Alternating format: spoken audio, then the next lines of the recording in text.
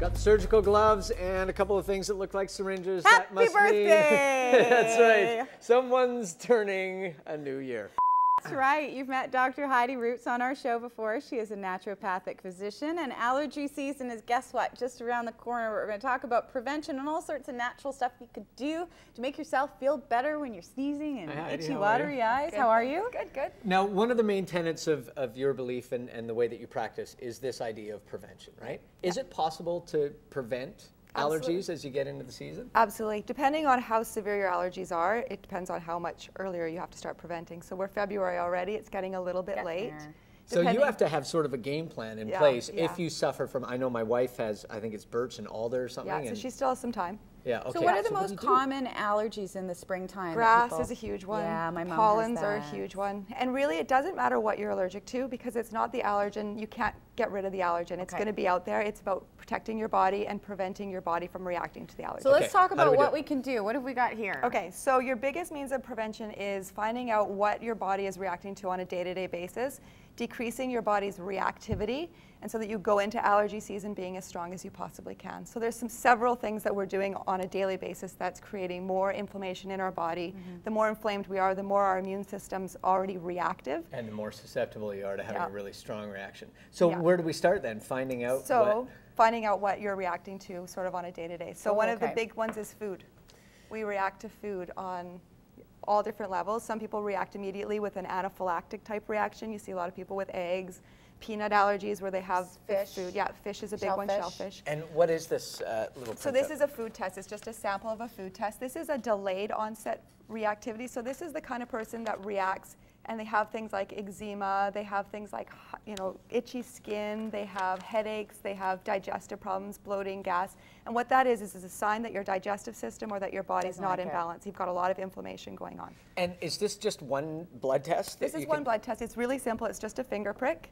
And you take a little bit of blood and you send it off. That's what I call him. Yeah. Bring it on! We could do it. So you take a little bit of blood and you send it off, and then you find out all this information, whether it's no reaction, low or moderate or high, and basically as a naturopathic physician, you work from these results. Right. So that's just one aspect of it, taking the foods out. So if you can on a daily basis be putting foods in your body that are complementing your composition, you're going to do a lot better. Whereas if you're putting foods in your body that are increasing inflammation, you hit allergy season and it's game on. Goner. Okay. Yeah. All you know what's going to break loose. So you've brought some stuff here. Some stuff, yep. Now, nasal sprays are a big one, the ones that we see in drugstores that a lot of people use, and they don't realize that actually some of those nasal sprays can make the problems worse. Right. So you should talk to your doctor or naturopath about what kind of nasal spray you're using. But what is this one and why is it okay? So that's a quercetin-based nasal spray. So quercetin is a bioflavonoid, which is a product that basically you find in a lot of foods.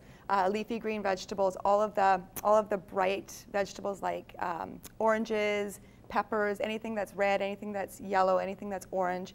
And what it does is it binds a cell in your body called a mast cell, which holds histamine. So we all hear about antihistamines. What we want to do is decrease the reactivity of the cells that hold the histamine so they don't release their histamines. So allergy season comes, our immune system starts reacting. Part of our immune system triggers the mast cell to release histamines.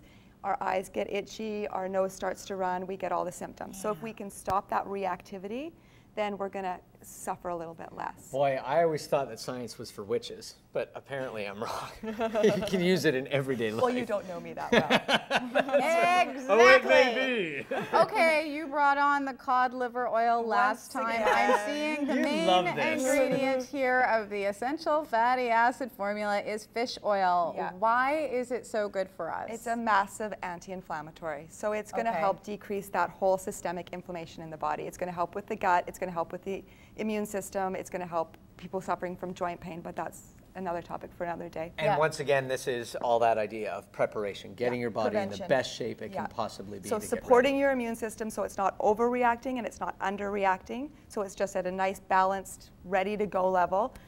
Decreasing the inflammation in the body as much as possible.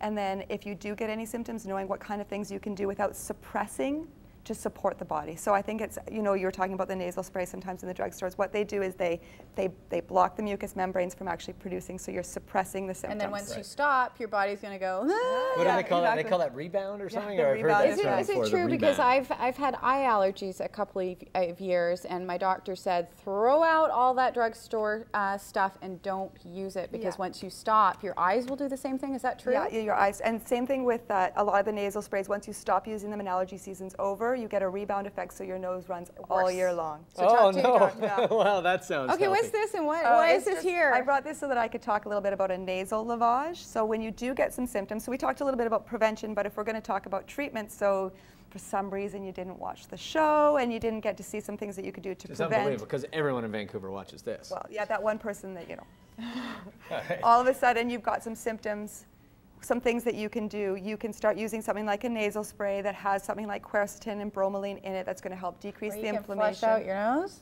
Or you can flush out your nose, and it's actually really nice because our nose is full of mucous membranes. Yes, Rather than preventing, or sorry, rather than suppressing the flow, we can just support the tissue so they're not so inflamed, so they're not so secretory. So what we do is you just take a little bit of warm water, add some sea salt. You can add some probiotic as well, which is really nice for helping support the mucous membrane. It's just like gargling for your nose. It's a really nice way of saying less boogers, isn't it? Yeah, I knew it. is. Okay, but so the big thing about this is don't sniff it in, because people, you don't want to sniff it in. Oh, because I was like, yeah, that's going to hurt. The best way to do it is to lay over the back of your bed so your head's right back and just gently push it. I was going to say, make it a game. So were you gonna? Yeah. Prick Mike? Yeah.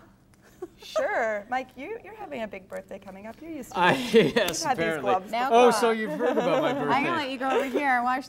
Dr. Heidi's getting ready. I'm going to tell you, if you want to find out more information, Dr. Heidi Rootes has a website. You can check it out. It's just her name, like It's it a says new on the website, screen isn't it? right now. Fancy. And also, she is a naturopathic physician, so all the stuff we're talking about is the natural kind of stuff. All right, what are you doing, Heidi? Okay, so I clean the finger. And we're just going to take this, just like when you do a blood glucose test. It hurts just a little bit. Don't I'm not cry. even going to feel this. Oh my God! How can I work? Did that No, hurt? that's fine. And then we just take some blood. And this is how you do the test. Just like that. So you send that to the lab, and then you're going to get a lab report like the one that we've got here? Exactly. Wow. Or if you want to make some real coin, put that up on eBay. Yeah. And then you'll make some money. Then we'll sell it. So that's how it goes. We'll And just that hold takes on 2 there. weeks to return, and then that'll 2 give you a weeks. profile like that you can work from and Gives have you an some idea. ideas. So he thinks he's allergic to prawns. Will we know the next time if that's true or not?